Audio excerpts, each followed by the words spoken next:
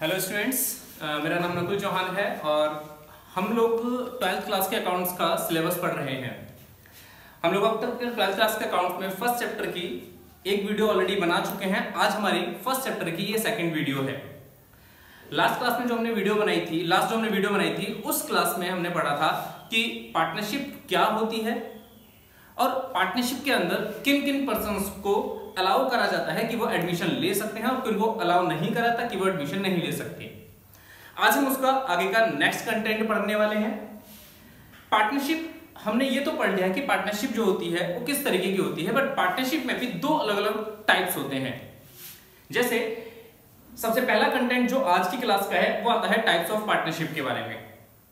Partnership के जो दो टाइप्स हैं उनमें फर्स्ट टाइप आता है यूएलपी। यूएलपी का मीनिंग होता है अनलिमिटेड लायबिलिटी पार्टनरशिप। और एक सेकंड पार्टनरशिप होती है जिसका नाम है LLP. LLP means limited liability partnership. Partners की लायबिलिटी अगर अनलिमिटेड है, अगर पार्टनरशिप की लायबिलिटी की कोई लिमिट ही नहीं है तो उसे यूएलपी के अंदर ट्रीट करा जाता है।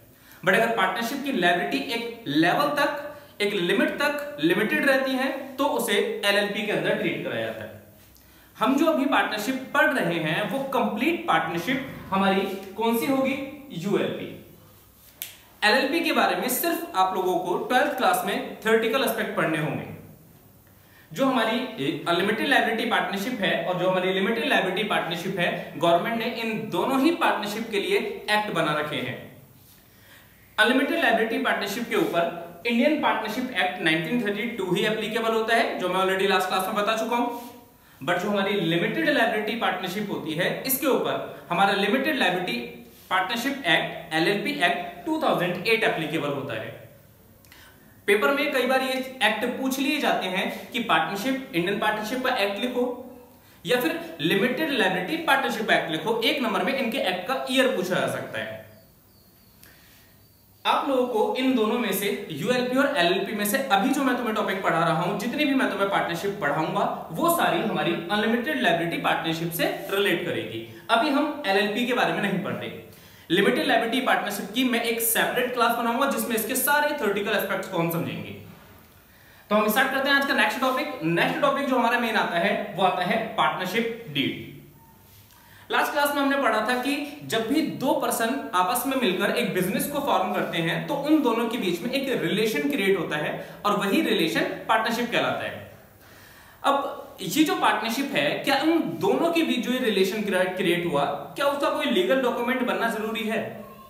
जब दो पर्सन आपस में एक एग्रीमेंट करेंगे तो वो एग्रीमेंट उनके डिजायर पर बेसिस होगा। वो चाहे तो एक डॉक्यूमेंट बना भी सकते हैं, वो चाहे तो एक डॉक्यूमेंट नहीं भी बना सकते, वो उनके लिए ऑप्शनल है। जब उन दोनों पर्सन के बीच में एक रिटन डॉक्यूमेंट बनाया जाएगा, लॉ कहता है कि प्रूफ अगर रिटन है तो ही उसकी वैल्यू है, अगर वो ओरल प्रूफ है तो ओरल प्रूफ की लॉ के अंदर कोई भी वैल्यू नहीं होती। इसलिए डीड हमेशा एक रिटन फॉर्म में बनाई जाएगी। इसका मतलब एग्रीमेंट हमेशा एक रिटन फॉर्म में बनाया जाएगा। पार्टनरशिप में पार्टनर्स के बीच में जो एक रिटन डॉक्यूमेंट बनाया जाता है वही रिटन डॉक्यूमेंट एक्चुअल में एक पार्टनरशिप डीड कहलाता है।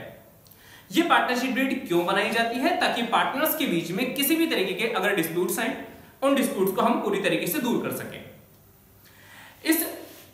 यहां पर इसकी मैंने डेफिनेशन लिखी है पार्टनरशिप डीड की। जैसे ए रिटन लीगल डॉक्यूमेंट, ये एक रिटन लीगल डॉक्यूमेंट है। इसका मतलब गवर्नमेंट ने ये अप्रूव करा है कि अगर डीड बनेगी तो डीड को एक लीगल डॉक्यूमेंट माना जाएगा बिटवीन पार्टनर्स के बीच में, टू अवॉइड एनी डिस्प्यूट। किसी भी तरीके के अगर कोई वाद विवाद होते हैं तो उनको खत्म करने के लिए हमने ये एक लीगल डॉक्यूमेंट बनाया है और इसी को हमने नाम दिया partnership deed. It is not mandatory to form a partnership. किसी पार्टनरशिप को फॉर्म करने के लिए, बनाने के लिए ये मैंडेटरी नहीं है, ये ऑप्शनल है। तुम इसे बना भी सकते हो, नहीं भी। बट अगर हमने डीड बनाई तो ठीक है। बट अगर डीड नहीं बनाई तब हमारे बीच में और डिस्प्यूट्स आए तो उसको हम कैसे सेटल करेंगे, ये क्वेश्चन यहां पर अराइज होता है। डीड जो होती है हमारा एक रिटन डॉक्यूमेंट है जिसके अंदर पार्टनर्स के नेम आ जाते हैं, बिजनेस का नेम आ जाता है, बिजनेस की लोकेशन आ जाती है, पार्टनरशिप के अंदर जितने भी रूल्स और रेगुलेशन होंगे, जैसे पार्टनर्स को कितना इंटरेस्ट दिया जाएगा उनकी कैपिटल पर, पार्टनर्स ने अगर ड्राइंग करी है तो उस पर कितना इंटरेस्ट लिया जाएगा, पार्टनर्स को अगर सैलरी और कमीशन दिए जाएंगे तो वो किस बेसिस पर और कितने दिए जाएंगे, अगर पार्टनर ने बिजनेस को कोई लोन दिया है तो लोन पे इंटरेस्ट क्या क्या रेट चार्ज होगी, पार्टनर्स के बीच में प्रॉफिट शेयरिंग के जो रेशियोज हैं वो क्या रहेंगे, कोई अगर पार्टनर की डेथ हो जाती है या रिटायरमेंट हो जाती है तो तब कौन से रूल्स और रेगुलेशन फॉलो करे जाएंगे, क्या पार्टनरशिप का जो टाइम पीरियड है वो लिमिटेड रहेगा, ये सारी की सारी चीजें मिलकर कंप्लीट एक कंटेंट में लिखी जाती हैं और वही कंटेंट हमारा जब रिटर्न फॉर्म में आता है उसी को हम पार्टनरशिप डीड कहते हैं। ये पार्टनरशिप डीड जो बनाई जाती है, इस पार्टनरशिप डीड को अगर हमने बनाया है तो इसी के सारे रूल्स और रेगुलेशन फॉलो करे जाएंगे। बट गवर्नमेंट कहती है कि ये तो ऑप्शनल थी और हो सकता है वो पर्सन मिलकर पार्टनरशिप डीड को फॉर्मुलेशन ना करें। अगर पार्टनरशिप डीड नहीं बनाई गई तो उस कंडीशन में गवर्नमेंट कहती है कि इंडियन पार्टनरशिप 1932 वाले एक्ट पर चले जाना, उसके रूल्स और रेगुलेशन को फॉलो कर लेना। यहां पर मैंने लिखा है कि अगर but in case partnership deed does not exist, अगर किसी केस के अंदर पार्टनरशिप डीड एग्जिस्ट नहीं करती, provision of the Indian partnership act 1932 के कुछ रूल्स हैं, प्रोविजंस हैं, विल अप्लाई, वो अप्लाई करे जाएंगे। ये कौन कौन से प्रोविजंस हैं, इन प्रोविजंस को मैंने यहां पर लिखा है। सबसे पहला प्रोविजन आता है इसमें इंटरेस्ट ऑन कैपिटल। पार्टनरशिप में मैंने अपना कैपिटल कंट्रीब्यूशन करा तो मेरे हिसाब से मुझे उसके ऊपर इंटरेस्ट मिलना चाहिए, क्योंकि मैंने डीड नहीं बनाई तो फिर वहां पर इसका रूल लग जाता है जो इंडियन पार्टनरशिप एक्ट तुम्हें बताएगा। इंडियन पार्टनरशिप एक्ट 1932 एक्ट कहता है कि अगर तुमने पार्टनरशिप डीड को फॉर्म नहीं करा, पार्टनरशिप डीड को नहीं बनाया, उस कंडीशन में तुम्हारी कैपिटल पर तुम्हें कोई भी इंटरेस्ट अलाउ नहीं करा जाएगा। अगर हम डीड बनाते हैं तो डीड में हमने मेंशन करा होगा, बट अगर हमने डीड नहीं बनाई तो इसको हमने मेंशन नहीं करा, मतलब इसके बारे में कोई भी रूल्स रेगुलेशन नहीं है, तब हमें इंडियन पार्टनरशिप एक्ट 1932 एक्ट की बात माननी होगी।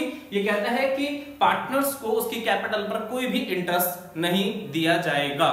दूसरा रूल, अगर तुमने बिजनेस के अंदर कोई भी ड्राइंग करी है, तुम आपस में 3 बंदे मिलकर पार्टनरशिप करते हैं, उसमें से एक पर्सन बिजनेस से कुछ पर्सनल यूज के लिए पैसा विड्रॉ कर लेता है, कोई भी अमाउंट विड्रॉ करता है, उस अमाउंट के ऊपर अगर देखा जाए तो वो उसे इंटरेस्ट देना चाहिए, बट क्योंकि उनके बीच में डीड नहीं थी तो इंडियन पार्टनरशिप एक्ट 1932 कहता है कि तुम्हें ड्राइंग के ऊपर कोई भी इंटरेस्ट चार्ज नहीं करा जाएगा, तुम्हारी जितनी भी ड्राइंग होगी वो एक तरीके से इंटरेस्ट फ्री हो जाएगी।